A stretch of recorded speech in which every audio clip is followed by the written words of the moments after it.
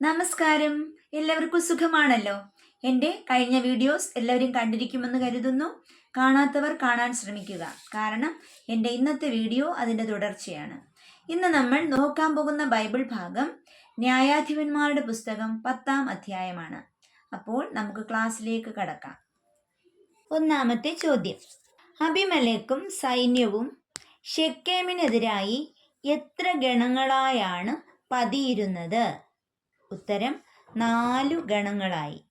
അത് 9-ാം അധ്യായം 34-ാം വാക്യത്തിലാണുള്ളത്. രണ്ടാമത്തെ ചോദ്യം: മലയുടെ നിഴൽ കണ്ട് മനുഷ്യരാണെന്ന് നിനക്ക് തോന്നുകയാണ്. ആരോട് പറഞ്ഞു? ഉത്തരം സെബൂൾ ഗാലിനോട് പറഞ്ഞു. 9-ാം അധ്യായം 36-ാം വാക്യത്തിലാണ് ഇതുള്ളത്. മൂന്നാമത്തെ ചോദ്യം: ശെക്കേം നിവാസികളുടെ നേതാവായി അബിമേലെക്കിനോട് പോരാടിയതാര്? ഉത്തരം ഗാൽ. അത് 9-ാം അധ്യായം 37-ാം വാക്യത്തിലാണുള്ളത്. നാലാമത്തെ ചോദ്യം: ഗാലിനെയും അവൻ്റെ ബന്ധുക്കളെയും ശെക്കേമിൽ താമസിക്കാൻ സമ്മതിക്കാതെ അവിടെ നിന്ന് തുരത്തിയതാര്? ഉത്തരം സെബൂൾ. അത് 9-ാം അധ്യായം 41-ാം വാക്യത്തിലാണുള്ളത്. അഞ്ചാമത്തെ ചോദ്യം: അബിമേലെക്ക് ശെക്കേം പട്ടണത്തിനെതിരെ യുദ്ധം ചെയ്ത് കീഴടക്കി അവിടെ പാർത്തിരുന്നവരെ കൊന്ന് പട്ടണം ഇടിച്ചു നിരത്തി അവിടെ എന്താണ് വിതറിയത്? ഉത്തരം ഉപ്പ്.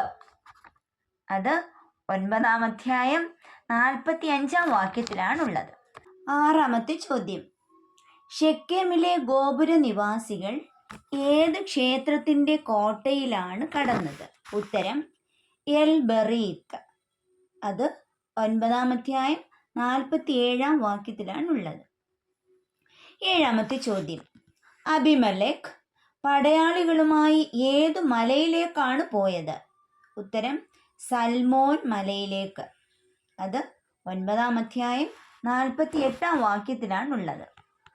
എട്ടാമത്തെ ചോദ്യം: അബിമേലെക്ക് ഗോപുരം അഗ്നിക്കിരയാക്കാനായി അതിൻ്റെ വാതിൽക്കൽ എത്തി. ഗോപുരം ഏത്?